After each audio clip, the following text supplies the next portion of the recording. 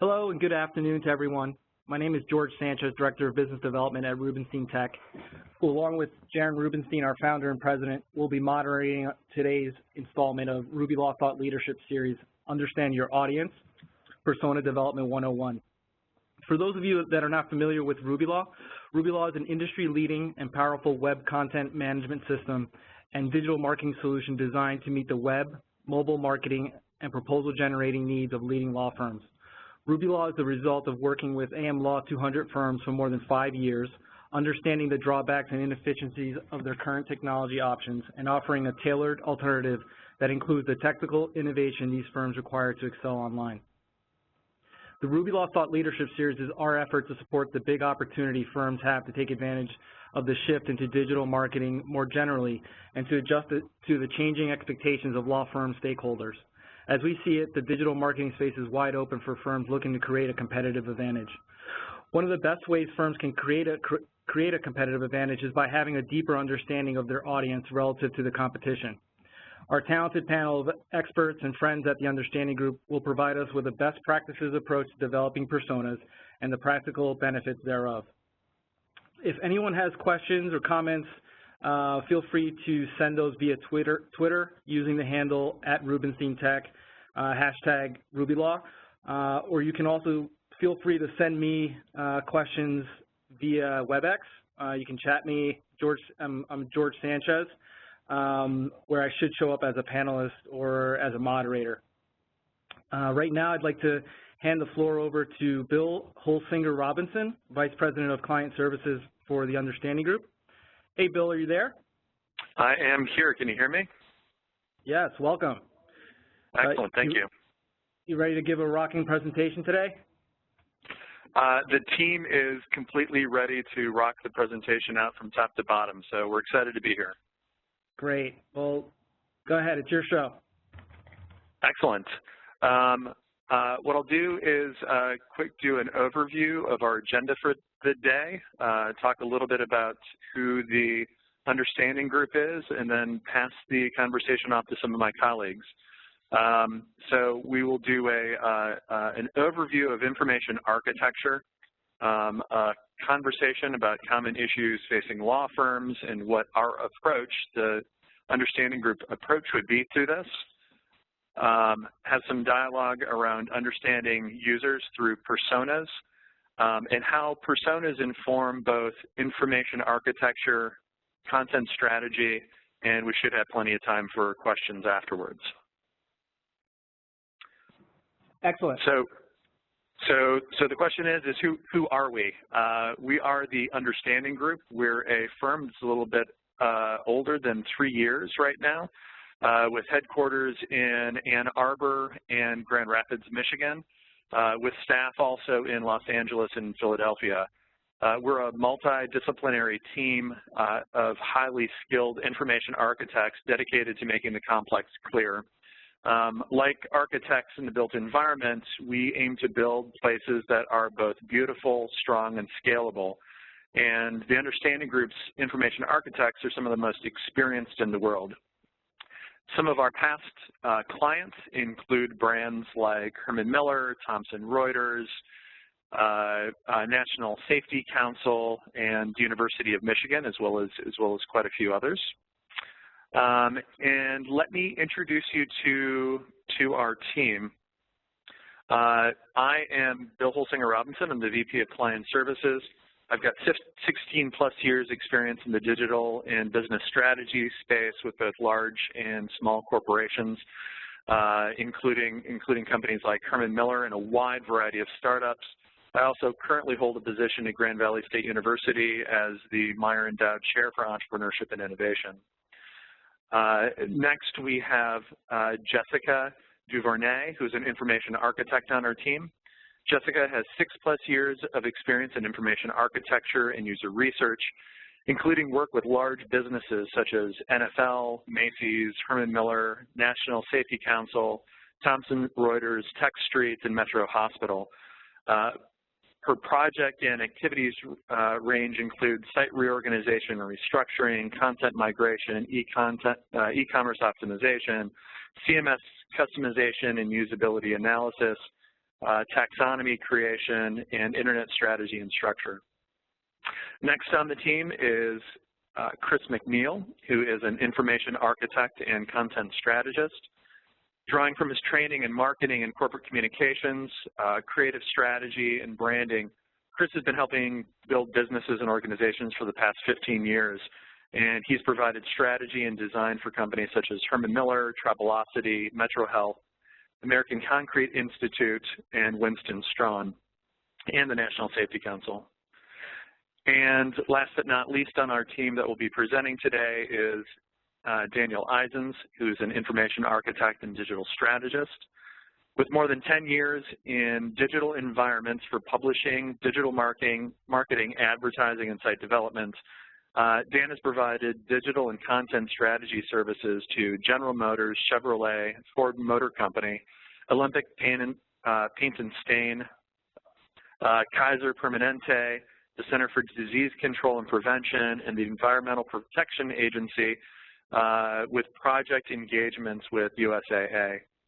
Dan's particularly skilled in assisting with enabling organizational change through process alignment, complicated content projects, and assisting with the defining content management, system governance, workflows, and data models. And with that, I'll pass our conversation along to Dan, who's going to describe a little bit more in depth about information architecture, the understanding group's approach, and how that may be relevant to your businesses. Dan? Thanks a lot, Bill. All right, hello everyone. Thanks a lot for having me today. So I'm going to start by just talking a little bit about what information. Bill, can you mute yourself really quick? Sorry, guys. There we go. Note that you should not have echo now, so that should be good. My name is, like Bill said, my name is Dan Eisens, and I'm going to start by giving you just a quick overview of how TUG sees information architecture. If you're not familiar with what information architecture is, you might understand a little bit more about what we do if you think about architects who build for the built environment or large-scale buildings. Basically, what we do is we provide a vision and leadership for realizing a complex project. Our focus just happens to be in creating places online. The idea of placemaking is something that we at TUG hold incredibly important. So let's go over a little bit about what that means for us. So if you think about spaces, not all spaces that are created, like if you think about a storage shed or a garage, not all of those things are necessarily designed by architects, but those places have an architecture. These spaces have a purpose. The reason that you would want to work with an architect is really to build a place, not just build a space. And the difference between a place and a space really is giving something utility. Places are something that have intentions. They have people who are visiting them. They have structure that ensures a good fit between what you intend to have that space do and how people actually physically experience it. So if we go to the next slide here, thanks, Chris. Places where structure is meaningful ensure a good fit between what our intentions are and how people experience it across contexts as well. So if you look on this screen here, it's an example of the Herman Miller store. The way that people experience this place on an iPad is 150% different than the way they experience it in the actual Herman Miller store. The place that we've created in the iPad space is more visual, more of a laid-back experience versus the online store on the desktop version, which is much more immediate shopper focus. So why does all this start to really make sense? Because we need an architect online because places made of information is truly how we are living today. People are spending more than 37 hours per month online. And you don't need to look any further than Arab Spring to realize the power of online places and online spaces. People have taken things like Facebook and Twitter and started entire revolutions around the places that we create online. But there's a big difference, next slide, that so many places that we're making with information, they're not being architected, they're just being designed. And if you look at this example here, this is something that has been designed around the way that a showroom might look. It's been designed and there's lots of different applications and things happening on it, but you don't really get a sense of place here. So at TUG, we're very, very focused on creating a sense of place online, and personas are a huge factor in the things that we create online, because we get a better idea of the people that will inhabit those places and use those places in a more direct way. So the story we want to start telling you guys today is that you're probably facing the same problems that everybody else is. That today you have to focus on more devices. There's a greater call for direct engagement with your customers, even your employees in your online places. There's a call to create more content than ever before. We can't just get away with listing our address and our phone number and directions to our law firm. We're called upon to create engaging content that keeps people coming back, because that's how people are starting to perceive our brands today, by the content we create. We have to be more social. We have to do Facebook, Twitter, Pinterest, whatever next great social app is coming up. It seems now more than ever people are asking us to do this. Oh, and by the way, that means a lot more work on the same budget that we've always existed on. Or you give all that stuff to an intern who might not necessarily be focused strategically on those tactics. So what are some things that you guys might be facing? If we start to look at we're going to look at a couple of specific questions that we'll start to look at in the personas that we're going to take you guys through today. So what are some things that you guys as law firms might be facing? How do I find information and specialized opinions about rulings or cases specific to an industry, a location, or a specific practice area? How can we publish and promote the research, specialties, and expertise of our firm more effectively on our website and in other materials? How can we better engage with alums from our firm who have moved on to different roles? And how can we attract the best new talent? Because we all know that we want to get the most useful people. These problems are typically solved with what we call lots of how. So you might solve those or answer those questions or solve those problems by starting an email marketing program. You might go ahead and try to redesign your website to make it look more attractive to everybody and reorganize the way navigation works. You might start doing a lot of different social media posting to get some of that case information, or find the young kids coming out of college online through social. Or maybe you've been approached by somebody who has the next killer app that's going to solve all of your problems with a download from the App Store. The problem is these are tactics, and more tactics. And our biggest worry for those things is that they're not aligned from a place of strategy. TUG's approach is we think is really different, and it sort of sets us apart. The way we like to approach any new information architecture project is we start with a place of understanding from the business role. So when we talk about understanding your business, what we're talking about in that sense is starting with an audit of all of your existing content. So we take a look at everything you do in all the digital places. Then we start to look at how your business process maps to who you think your audience is. We do a lot of stakeholder interviews where we get an idea of what your business goals are versus what the user needs might be. And then we do comparative and competitive research. And then we align around that in a giant workshop. What we're going to be talking about the most today is understanding your audience. And understanding your audience on our end starts with user research. We oftentimes will do user testing around specific pieces of your site. We'll review your analytics. We'll look at the journey that you want each of these different customers to have. And if you think back to the questions we just went through that you guys might be facing, attracting new talent, that user journey is going to feel very different than somebody who's already familiar with your brand, who already knows who you are, and just needs to connect with you through an alumni login of some sort. And then what we're talking about today is really personas. And then we take all that information from the business understanding process, the audience understanding process, and we start to do what we call facilitation of understanding. It's a set of specifications and artifacts that help inform, just like an architect would draw blueprints for your company. We would give you a set of interaction methods, a set of blueprints to design an experience and design a place that is going to be most useful for all of the different types of problems and people that would tend to fall into your digital footprint and your digital experience. So that was a lot of fast talking. from my part, and you guys may have some questions here, so I will quickly open it up to see if anybody has any specific questions around information architecture or specifically our approach to things. And if not, then we'll hand it over and get right into the personas. So I'll open it up here. Hey, Dan, I'll kick it off. It's George. Great.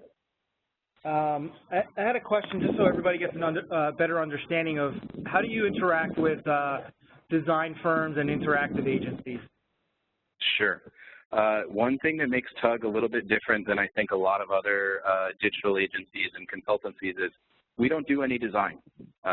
We are purely architects, so we interact very well with other agencies and partners. So we take those insights that we learn from the business and all the great data that we're able to grab from user research, and then we create those deliverables, those specifications, everything from wireframes to interaction patterns to information in the actual personas themselves, and we will hand those off to a creative agency or a design shop or even the client themselves if they're choosing to do it in-house.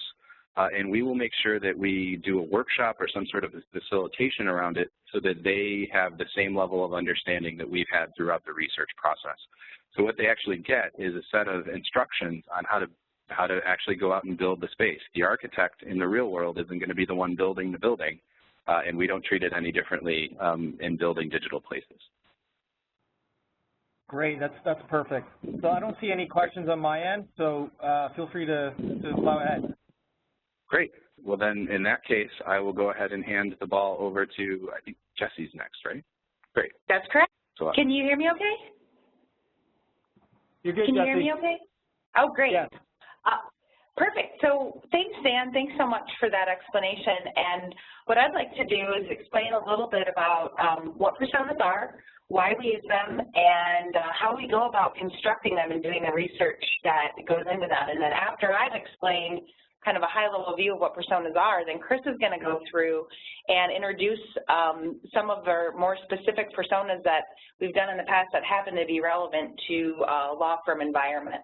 So what personas are? Personas are an artifact that we use as an amalgamation of all of the research that we've done around user research that are fact-based, targeted, and very intentional. And a big reason that we use this is because when we're working as a team in a collaborative environment like George and Dan were just talking about, it's very easy for personal opinion and our own domain expertise to leak into creating these digital places and skew a project. And what these help us do is they help us keep a focus on who are the people that we're actually trying to reach and serve. So it gives us a common goal to drive some of our decisions and then also fact check our work once we've created the personas. So I think a kind of humorous way that we talk about personas is calling them Franken-people, because they are derived from non-fictional, very intentionally strategic research. We take little bits from all sorts of different people to make a cohesive representation of a typical user. It's a person kind of symbol that we use to make decisions. They represent a target audience, and the way we talk about it is around the idea of an 80-20 coverage. So we're going to cover probably about 80% of the use case of folks that will be coming to a particular digital environment, and we assume that if we meet the needs of the people that are represented in our research, that primarily most folks will have their needs met. It's important to reiterate that personas don't cover every single use case, but we do feel that by leveraging personas to inform the information architecture and the content strategy, that it will be very what we would call user-centered. So let's talk a little bit about how we go about framing the research. We do primarily do user interviews, and the number of user interviews will be determined by the scope of the project, the nature of the constraints of the clients that we're working with, and it's different for every single project. This is an example of 16 interviews we did for, I'm sorry, I correct myself, 15 interviews we did for a law firm. And as you can see, we talked to partners, associates, and clients. And as a result of this research, we came up with 5 personas that mapped directly to the particular research we did. So when we are framing our research, the way we think about it is we really go through kind of a scientific method where we develop some hypotheses, we create a research plan, recruit very specifically, interview the users, and then analyze the information. This, what you're looking at right here, is a map of how we start to derive patterns and trends within the research that we did to frame our persona creation based on data. So in addition to the user research that we do, the interviews, we'll also take into consideration user testing, analytics, site search analytics, if there's any customer service logs or surveys, focus groups, marketing materials, that also will inform the way that we create our personas. But as you can see in this slide, we do map our personas to relate to the information that we picked up. So right here you can see specialized practice to general practice on a continuum, location important to location indifferent, meaning this is the wide range of folks that for this particular law firm, we needed to make sure that we got ample coverage in all of these quadrants. Again, the way that we frame these will be very business and organization specific. I don't think we've ever used two of the same axes for any of our clients. Once we've gotten through and done our research and created a framework for how we want to make sure we get complete coverage for a particular ecosystem, so we really know what type of place we want to be making, we come up with personas and then there are additional scenarios. And we present this in a high-level kind of rough, this would be considered a rough draft, where we say, here are the 5 people that we think we're trying to get, and here are the 3 or 4 or 5 ways that we could see them interacting with a site. So the personas represent who is the person, and the scenarios represent how does the person interact with the brand. And this is really great for us to kind of come together and get consensus that we've had the right kind of research and that we're creating the right kind of people. And the question that I always ask clients when we're presenting these is, do you know these people? And we're always surprised by how much these people are people we know. So I think what we're going to do now to kind of dig a little bit deeper and show you exactly the kinds of information we have in these completed personas and scenarios is walk you through an example that will give you an idea of the kind of robust depth of information that you see in our kinds of personas. Chris? Hello. So I'm going to spend some time. Can you hear me? Okay. I'm going to spend some time introducing you to a few of these personas. I'm first going to run through how that segmentation broke down in the specific case. So as we meet these people, they should seem familiar to many of you who work in this industry. And I think one of the ways we sorry, I'm having difficulty here. There we go. So one of the ways that we would look at or approach these specific users after we went through the interviews was to identify these segments. And by these segments, we ended up with a couple of different partners. So we have Erica, who is a partner. We have Marco, who's a partner. And these two both are representing different aspects of how the partners might view the website and what its purpose is internally to the law firm. We also have Wesley, who's an applying associate. And then we have a couple of more what we would call like a high value or high priority persona, personas that have been created. Michael, who's corporate counsel, who also is an alum, but also a client. And Robin, who we're going to focus in on today. We're going to spend a little bit of time getting to know her, but she's chief legal officer for a firm. And every persona has these scenarios. What we do is we try to illustrate within that coverage area that Jessica was talking about, we're trying to make sure that we are covering off on the key ways that people will interact with either the digital project or the website or whatever the personas are being created for. So she has 3 specific scenarios. And her first one is around finding key information. So as we get to know her better, we'll find out some things around her background, but she's looking for some key information around a case that she thinks might impact her role or her industry. Another scenario for Robin is actually doing some research for finding a firm with specialization in that space. So She's looking to find out whether there's a specific attorney or firm that has really can meet her specific needs as it relates to her role in industry. And another area is she gets a lot of feed. She is constantly being inundated, like many of us, with information. And so she's trying to find a way to tailor her content or find relevant updates and information that relates to her role in industry from an authoritative legal resource. So I'd like to talk a little bit about what the anatomy of these personas are. So now that we've kind of high level met Robin, I'd like to walk through what are the various ways that we can take this user research and pull it together into these amalgamated Franken people who have high value and represent some key people that we're going after, or that the law firm would be going after as a target audience.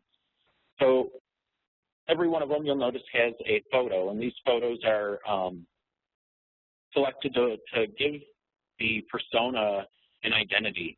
We love the idea of people identifying with these fictitious people as real people and really internalizing them within their organization as such.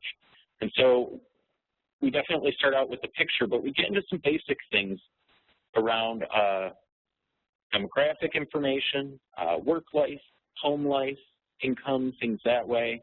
But also there's this summary of who she is. You know, who is Robin? She is a customer, but more importantly, her single focus is we need to find the best law partner who understands our industry.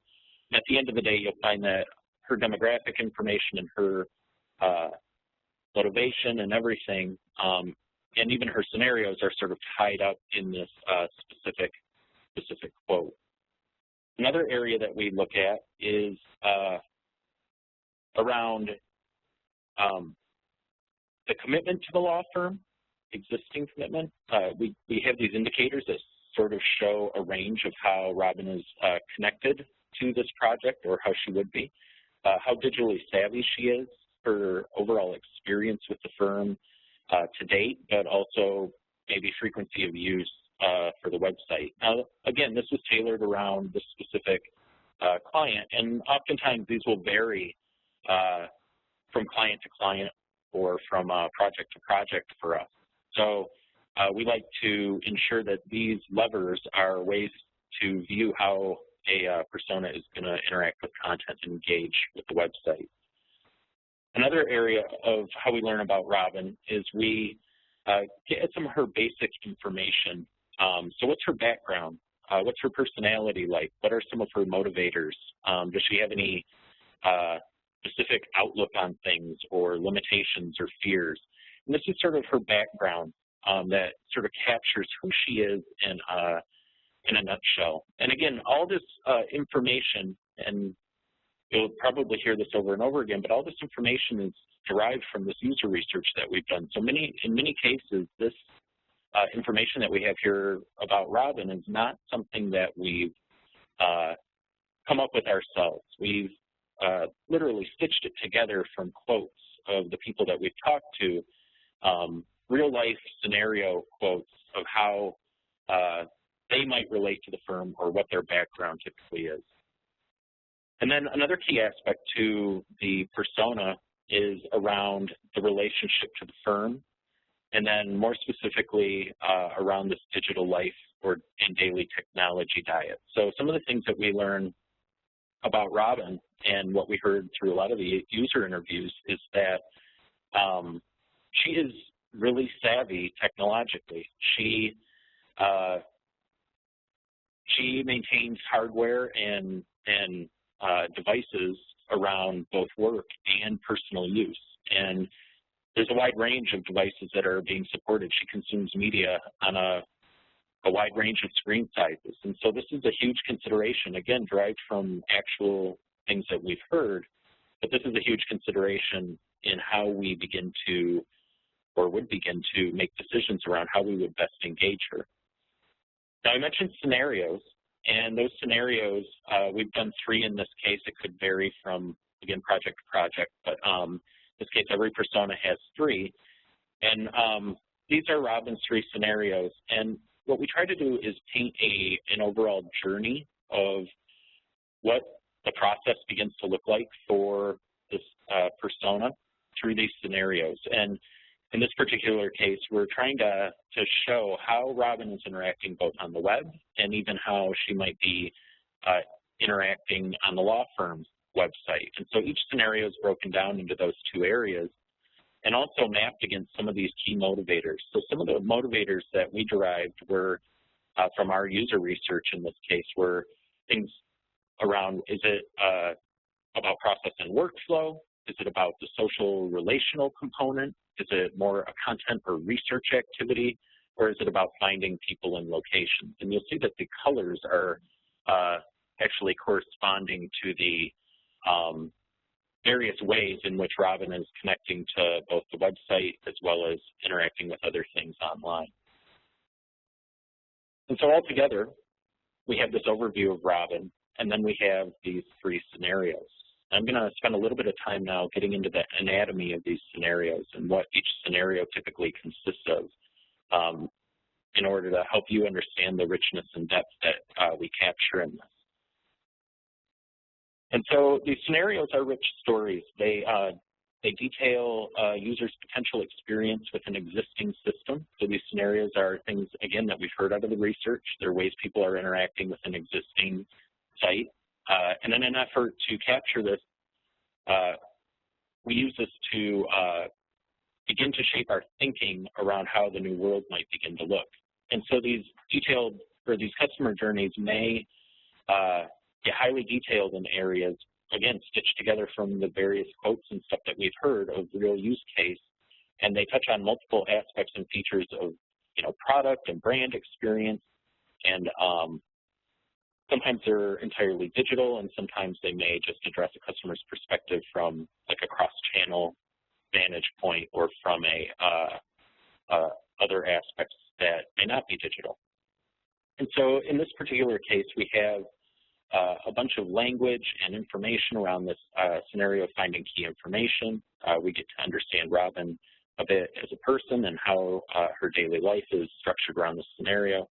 And then we start to bring that into a more meaningful view, which gets at a singular goal that Robin may have around the scenario, but more importantly, things like questions and pain points. So every user, as they're experiencing things, they end up with a series of questions, or they articulate pain points or things that may or may not be easy or effective or maybe difficult as they experience these particular scenarios. Another area that we focus in on is those motivators again. And so we saw those motivators in the overall journey, but what we do is we break those down again by each scenario. So on a scenario by scenario basis, we're sort of weighing those in the in this particular context. How is Robin, how much of this scenario reflects content or research? Well, it's quite a bit. And what's the weight of that? And what is some of her motivational intent as she approaches this scenario? And so these scenarios conclude with these pain points, and we begin to point at the suggestions that help improve the user experience that are centered on the user, and they end up informing some of the strategic and structural design decisions that are made by an information architect or designer or whomever is going to be building the next stage of this project. And so again, they're not necessarily design decisions, but they're ways to point to actual user research and begin to pivot into the new world from the existing world and start to point to these recommendations around things like information architecture and structural design, as well as things like content strategy. And so to reiterate again, these personas are made up of all these real bits and pieces of user research. We pull them together to form this amalgamated person who represents target audience. And so that is how we end up creating them, and that is the anatomy and structure of what a persona actually contains and how the scenarios are broken out. There are a few limitations around personas, though. So one area is, we may not get coverage of every single user. You know, research can only go so far, and what we're trying to do is get the right research and pull it together so that we're identifying and targeting the right users. They may not take into consideration things like business constraints or technical concerns. They're really just giving us insight into user journeys. And so it's a heavily user-focused deliverable. And while they're an important part to the product design and architecture, they shouldn't replace or stand in for like other key areas of research during product development cycle. And we may suggest, you know, structural design or strategy ideas in these personas, but they've not yet necessarily been vetted within the entire project ecosystem. So there's a few limitations, but what they do is provide very helpful guideposts in how you might begin to make those decisions. And so I'm going to take a minute and we'll pause for some questions around this. I know we went through a bunch here, and then we'll be transitioning into how personas begin to benefit some of these key areas.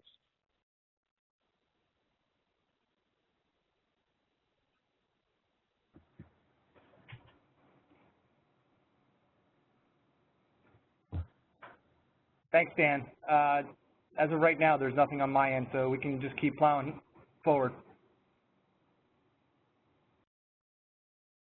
Okay, great. All right, guys, so we will go ahead and talk a little bit about, this is Dan Isens again, so I'm back. You didn't get to get rid of me so quickly. I'm going to come back here and talk a little bit about how information architecture is benefited by the persona process. So Chris and Jesse did a really great job of kind of walking you through everything. And what you're seeing on your screen right now is our personas mapped against a website sitemap. So we talked a lot about how personas each have their own behavioral needs, and they have pain points and triggers. And for a lot of the way that we do personas, we get specific pathing for how they would want to experience the place, because we talked about information architecture being the creation of a place and a creation of a useful place for people. So this kind of screwy view here, which is probably really hard to read, blown up, we actually start to see how personas might actually move through a sitemap here. So their images are kind of placed onto these long documents that we created, so we get a better sense of how which pieces of the site are going to be most important to which persona, which content pieces are going to be most important to which persona, and then we get a much better idea of how they would move throughout an experience and use the place that we're creating through information architecture. So architectures that are true to what a business needs and how people are really the end result of information architecture powered by really strong personas.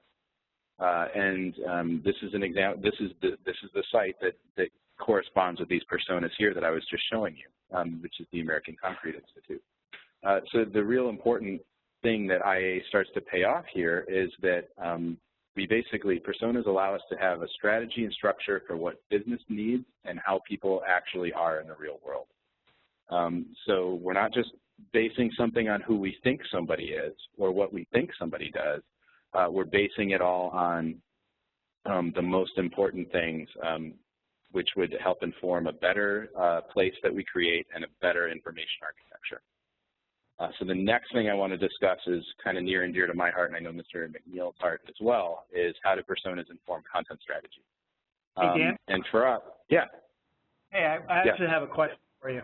Sure. So as you're going through those user flows, you're probably making a lot of decisions on how you're prioritizing which persona. Is that a true statement? And then how do you sort of reconcile between all these different competing interests, I guess? Yep. So if you think back to when Jesse was describing the axes that we go by, the X and the Y axes, we know that is our best guess and our best hypothesis on how to create a site that's going to be useful for everybody. So we try and create personas that fall into each of those extremes, or closest as we can to the nearby sections of those axes, and then that really begins to be once we get to the pain points and the specific user needs of all those people, we create the site experience that meets that 80-20 rule. So we want to try and create an experience that is most useful for the biggest majority of folks.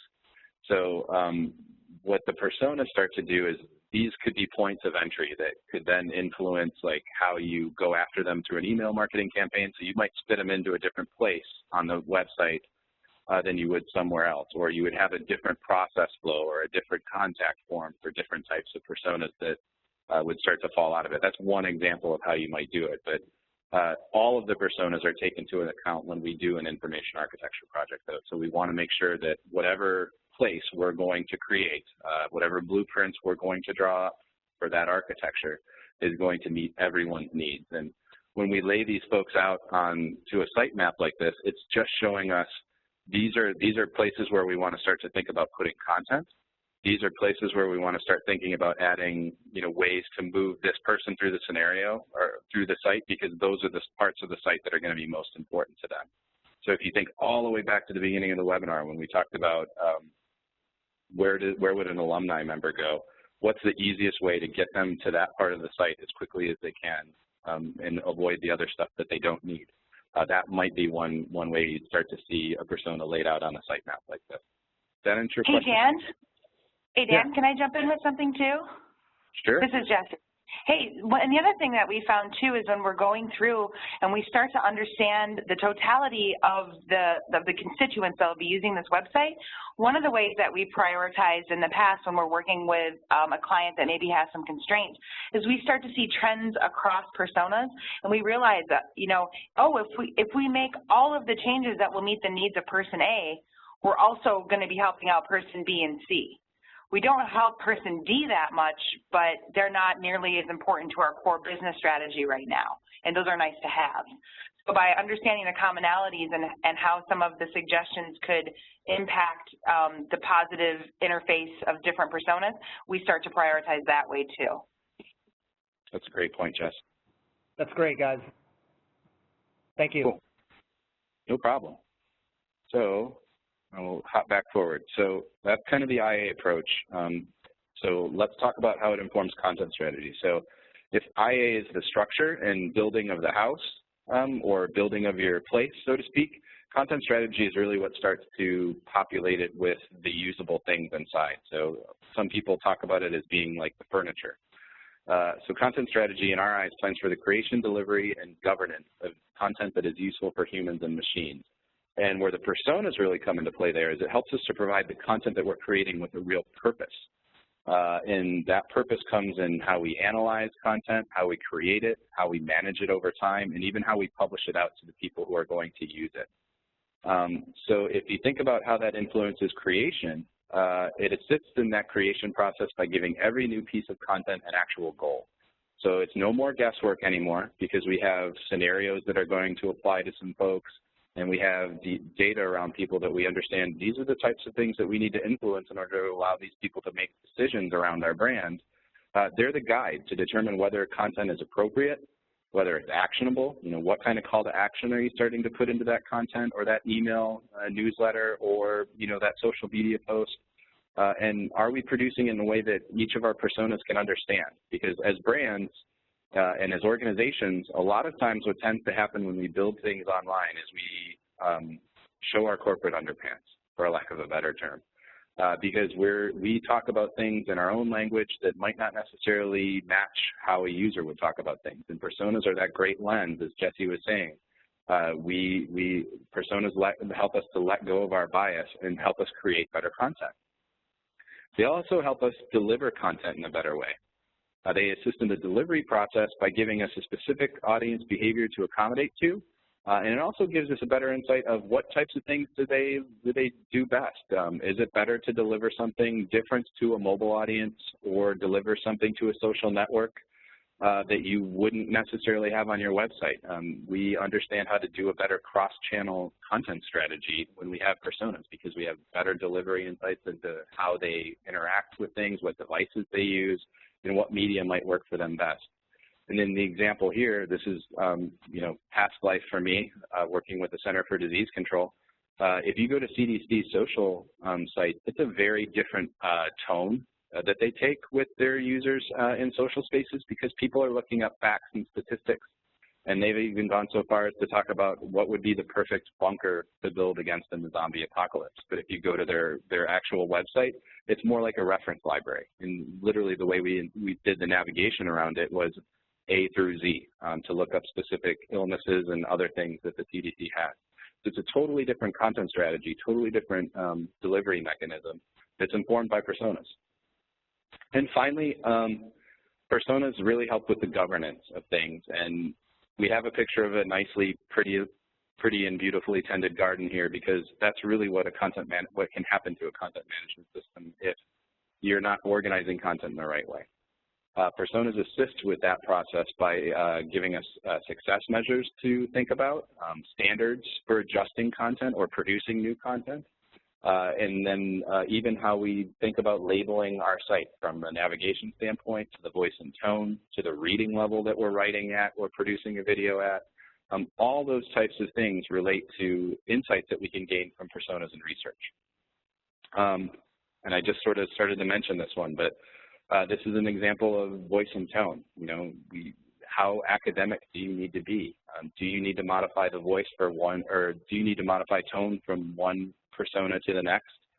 How does that start to impact the marketing campaigns that you're producing, the emails that you're sending out to alumni versus potential new associates and that sort of thing? Those personas will give you a kind of unwritten instruction book to start to address things by. And where you really start to see success in this process, and is the case with our friends at the National Safety Council, and Jesse mentioned it too, these people become real people that you start to talk about. Even though they're Franken people from research, you should ask yourself when you go to produce a new piece of content, is that the right piece of content for Robin? Or is that the right piece of content and written in the way that Kenneth would understand? So what happens when you have strong personas and good IA is that strategy starts to become visible. When you start to draw the structure to execute the strategy. So when you have a better idea of what you want to achieve as a business, you have a deep understanding of who your personas are, you can start to physically draw things out to execute against the strategy. So it's no more killer app, it's no more website redesign to solve the problem. It really becomes something that's actionable and something that you can really build a strategy around. And real quickly, because I know we're kind of coming up towards the end of our time, I want to talk about what we see as other additional benefits of personas. So beyond content strategy and beyond IA, personas can really help with a lot of other areas. And they're definitely, if you're thinking about doing this as a project in your organization, this is a great way to sell it to your upper management or your decision makers if you're yourself an influencer. Branding and advertising. Once you have deep insights into behaviors and preferences of people and preferences of folks who could be potentially consuming your brand, those personas can then be handed off to your ad agency and said, this was deeply researched. These are the real people that we need to be talking to. We need to start doing some branding and advertising that resonates with them. So those people can be talked about in that sense. User experience design, which, there it goes. User experience design. That hits on everything from what types of prototypes you build to what types of analysis that you can conduct to the actual visual design language of your firm. And that's a major influencer into information architecture as well, which is why personas are kind of a bedrock of not only IA, but user experience design. To really understand what journeys need to be in place, how casual or how formal something needs to feel. Those personas can help with all that type of design language. Another thing that they can definitely help is digital marketing strategy and cross-channel content strategy, as we kind of mentioned.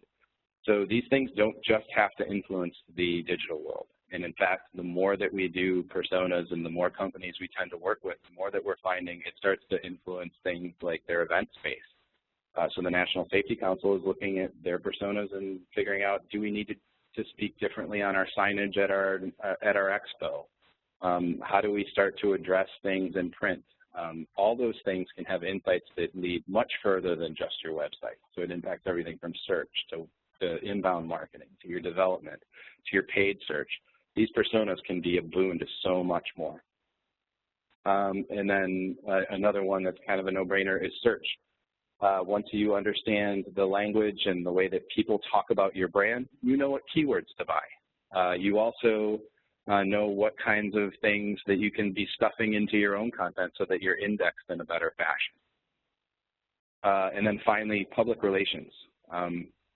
We should, that's another thing companies love to do is kind of use their jargony information when they're talking about things in the PR space. Why not use language in a way that your folks really expect to hear it, and share that same take with the news media and as you're out there trying to sell your wares. It becomes very, very important and a great insight into public relations. So that's kind of it for our program.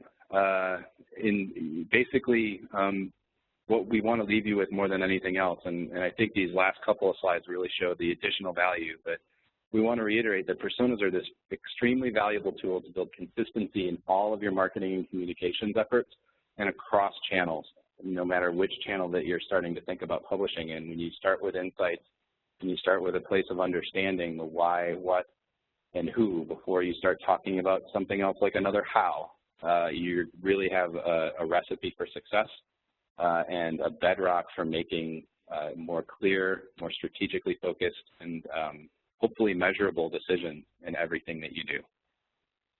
So we'd really like to thank you guys for joining as part of the webinar today. We will open it up for any additional questions that we can. If you want to learn more about TUG, we are at understandinggroup.com. You can follow us on Twitter at that weird spelling of understanding. And we're also on Facebook and LinkedIn, and you're more than welcome to follow us along as well. And we've really enjoyed the chance to present to you today, and we'll open it up for any additional questions. Thank you, Dan.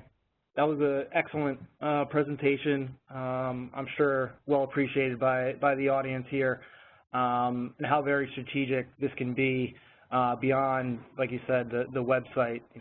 This could be something that sort of permeates the organization, at least the marketing department, in terms of thinking about how you create content, the type of content, and even the language that you use. So wanted to thank you again. I'm going to give it probably another 30 seconds or so, see if we got any questions, and if not, we'll wrap it up. The webinar will be on our website probably in the next 24 or 48 hours in case anybody missed it or wanted to share it with a colleague. So thanks again. We'll give it 30 seconds, and we'll come back then. Thank you.